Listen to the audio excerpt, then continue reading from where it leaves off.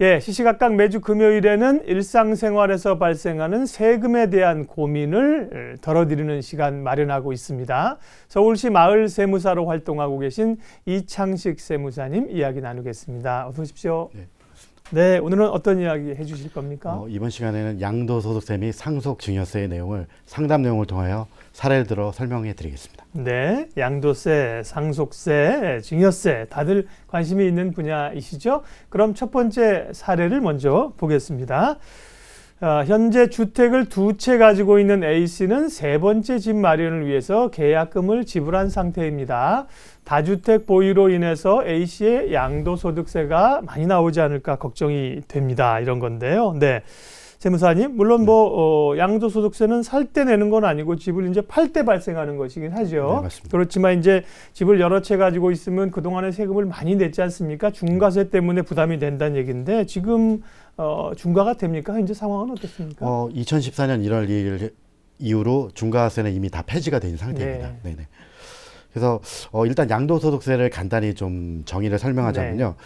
토지나 건물 등 법에서 정해진 자산에 대해서 유상으로 양도한 것을 그 양도 차익이라는 거를 발생시킵니다. 네. 그 차익에 대한 세금인데요.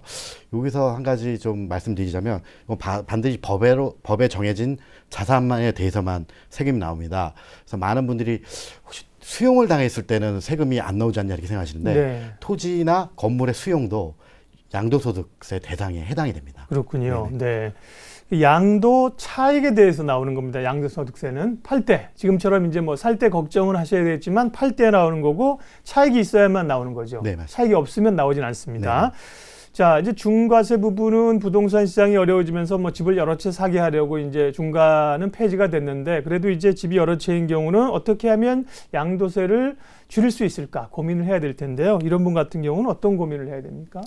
일단은 이 두 채를 갖고 계신 분이 이제 한 채를 더 이제 보유를 하시려고 준비를 하고 계시는데요. 네. 혹시 양도세를 조금 절감하시기 위해서는 거기 부분에 좀 기준시가나 시세가 좀 작은 거를 먼저 일단 좀 양도를 해주시는 게 유리하다고 생각을 합니다. 그래서 만약 이분이 그 세 채를 사실 때 두 채 중에 한 채를 파시지 않고 바로 사셔가지고 소유권 이전 등기를 하신다면 요거는 1세대 2주택, 일시적 2주택에 대한 그 양도세 비과세가 해당되지 않기 때문에 요거는 세 채 다 파실 때마다 세금을 부과되는 아주 불합리한 상태가 이렇게 벌어질 수가 있습니다. 그래서 만약 이분이 1세대 2주택을 보유하실 경우 일시적 2주택이라고 해서 3년 이내 기존 주택을 파시면 그 주택에 대한 그 양도세는 발생하지 않습니다. 그런데 만약 이게 세 채가 되면 이게 다 발생하기 때문에 일단 먼저 한 주택을 먼저 파시고 기존 주택을 먼저 파신 다음에 그 다음에 소유권 이전 중개를 하시면 그 이후에 발생하는 그 두 개의 주택도 또 먼저 파신 걸 3년에 파시면 요 세 주택이 다 1세대 2주택 비과세 처리가 될 수 있기 때문에 요 어떤 그 스케줄을 잘 짜셔서 요 양도를 하시는 게 가장 중요한 상황이라고 볼 수 있습니다. 양도소득세와 관련된 사례를 살펴봤고요. 또 상속세, 증여세 관한 내용도 사례를 통해서 보겠습니다. 10년간 홀아버지를 모셔온 B씨가 있습니다. 3개월 전에 아버지가 돌아가셔서 상속을 받게 됐는데 형제는 B씨와 동생 2명, 총 3명이죠. 상속세 신고 시 부모 봉양에 대한 혜택이 있을까요? 하는 것입니다. 최근에 이렇게 노부모를 오래 모시고 같이 사는 경우에는 상속세 혜택을 주겠다 이런 게 전해졌었죠. 이게 실제로 적용이 되는 건지 이분은 혜택을 받을 수 있습니까? 작년에 어떤 화두가 된 어떤 세법 개정안인데요. 이걸 효도 공제라는 걸 해서 기존에도 이 동거에서 봉양했던 분들에게는 동거 봉양 상속 공제가 있었습니다. 근데 그 공제가 요번에 그 상향 조정이 됐어요. 그래서 상향 조정되면서 효도 공제 이렇게 해서 이제 국회에서 통과가 됐는데요. 요 공제 가액이 주택 가액에서 40%에서 80%로 인상이 됐습니다. 그래서 요게 5억 원 한도로 공제를 받으실 수가 있기 때문에 굉장히 큰 상속 공제에 해당되고 있습니다. 네. 그러면 이분은 10년간 홀아버지를 모셔오셨다고 하는데, 그러니까 모셨다는 게 같이 살았다는 거예요. 같이 살아야만 되는 거죠? 네, 같이 살고 같은 거기에 주민등록상에도 표시가 되어야 됩니다. 네, 그러면 지금 말씀하신 공제를 받기 위한 구체적인 조건을 다시 한번 얘기해 주세요. 네, 그러니까 돌아가신 분을 피상속이라고 합니다. 피상속인과 직계배속 이제 그 상속을 받으실 분이 하나의 주택에 10년 이상 같이 거주를 하셔야 되고요. 네. 두 번째로 상속 개실로 소급하여, 그러니까 돌아가신 날로부터 소급 이전 해가지고 10년 이상 한 주택이셨어야만 됩니다. 네. 세 번째로 상속 개실 현재, 돌아가신 날 현재 무주택자가 상속을 받으셔야 된다는 요 세 가지가 반드시 구체적으로 있어야 됩니다. 네, 조건이 돼야 되는군요. 네네. 그러니까 모시고 한 주택에서 10년 이상을 살아야 되고 돌아가신 분은 이제 1주택이고 상속을 받는 분은 무주택이어야만 네, 되는 거군요. 형제는 이게 뭐 이 앞서 이제 3형제인데 뭐 장남이어야만 되는 건 아니고 누구나 상관없는 거죠. 네, 네. 누구나는 상관없는데요. 음. 반드시 아까 세 가지 네. 요건이 충족돼야 되기 때문에 네. 이분이 지금 장남이십니다. 네. 이분은 10년 동안 요 요건을 충족됐기 때문에 이분이 요 주택을 상속을 받아야지만 때만 그렇겠죠. 예, 공제를 받을 수 있습니다. 그래서 만일 그 상속세 신고하기 전에 이분들은 바로 협의해가지고 그 자산을 분할을 해야 됩니다. 네. 요때 요 형제 두 분한테 만약 이걸 넘겼다 그러면 이 5억 원의 공제를 받으실 수가 없는 그런 불합리한 게 이제 나타날 수가 있는 거죠. 그렇겠군요. 네. 자, 사례를 통한 세무 고민들을 해결해 드리고 있습니다. 다음 사례도 보겠습니다. 아들에게 분양가 2억 원 상당의 오피스텔을 증여하려고 하는 CC. 증여하기 전에 챙겨야 할 것들은 무엇이 있을까요? 증여세와 관련된 겁니다. 앞서는 이제 상속세, 상속공제 관련된 내용이었고요. 2억 원, 분양가 2억 원의 오피스텔을 증여하려고 한다. 네. 어떤 걸 미리 좀 챙겨야 됩니까? 일단은 요 오피스텔 같은 경우가 요새 가장 그 질문을 많이 하시는 상황입니다. 네. 그래서 예전 같은 경우는 어떤 이런 것들을 불법 증여를 좀 방지하기 위해서 전매를 금지한 그런 기간이 있었는데요. 이제 대부분은 이런 거 주택 부동산의 활성화를 위해서 전매를 일단 그 제한을 풀어놓은 어떤 상태라서 이런 고민들을 많이 하고 계십니다. 근데 일반적으로 이제 증여세랑 상속세 세율이 동일합니다. 근데 만약 내가 뭐 2억 정도를 상속을 받았다, 증여를 네, 받았다 하면 네.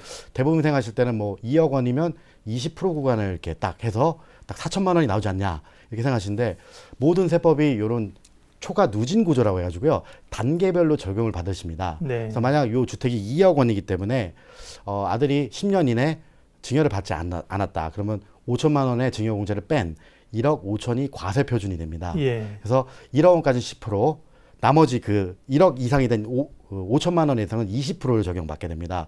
그럼 이게 2천만 원이 되는데 신고만 하면 공제를 해주는 신고 세액공제가 있어서 토탈 한 1,800만 원 정도의 증여세액이 나올 수 있습니다. 네.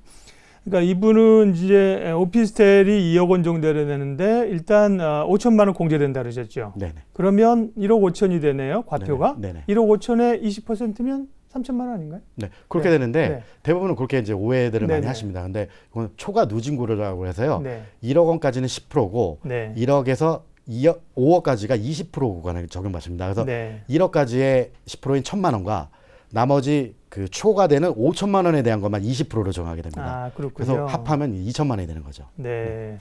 그러면은 이 증여세를 좀 줄일 수 있는 앞서 이제 증여세하고 상속세하고 그 세율이 같다 그러셨죠? 예, 동일합니다. 네. 네. 그러면 증여를 안 하고 상속을 하는 게 좋은지 이 증여세를 좀 줄일 수 있는 방법은 어떤 게 있습니까?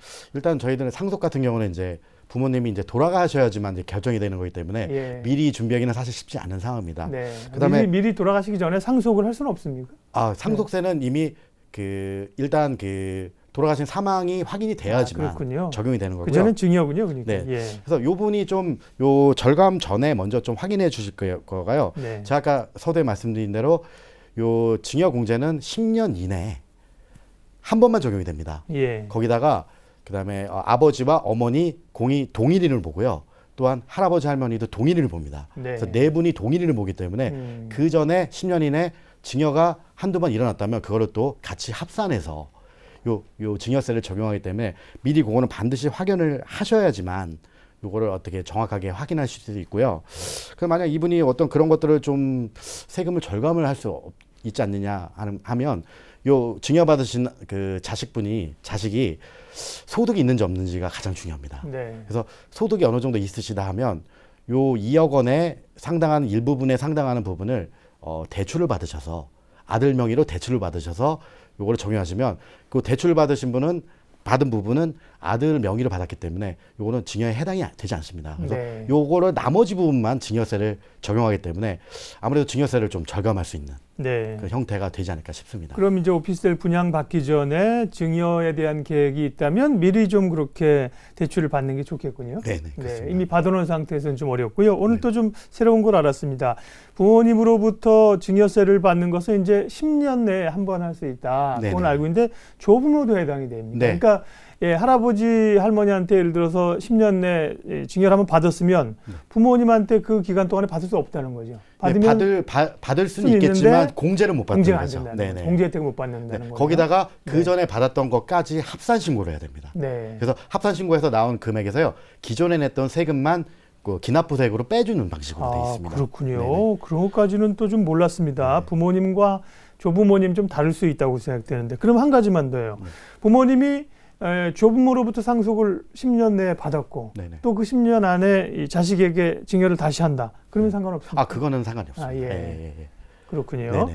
예, 이 사안들이 이제 벌써 어르신들이 증여나 뭐 상속 이런 거에 관심이 많으시니까요. 미리미리 오늘 사례를 통해서 말씀해 주신 것을 참고하시고 미리미리 보니까 준비해야 될 게 있네요. 참고하시면 좋겠습니다.